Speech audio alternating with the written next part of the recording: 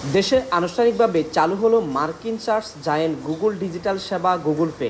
Master card ও ভিসার সহযোগিতায় বাংলাদেশে এই সেবা নিয়ে এলো গুগল ও সিটিব্যাংক। বলে রাখা ভালো, গুগল ওয়ালেট ও গুগল পে এক নয়। গুগল ওয়ালেট হচ্ছে ডিজিটাল ওয়ালেট, যেখানে payment card, loyalty card, transit pass ও অন্যান্য কার্ড সংরক্ষণ করা যায়। অন্যদিকে গুগল পে এক ধরনের পেমেন্ট পরিষেবা, যা গুগল ওয়ালেটে থাকা তথ্য ব্যবহার করে অনলাইনে কেনাকাটা করা যায়। গুগল ওয়ালেটে গ্রাহকরা তাদের পেমেন্ট তথ্য রাখেন এবং সেই তথ্য ব্যবহার করে পেমেন্ট করার পদ্ধতি হচ্ছে গুগল পে। গুগল পে ব্যবহার করে মোবাইল দিয়ে সহজেই পেমেন্ট করা যায়।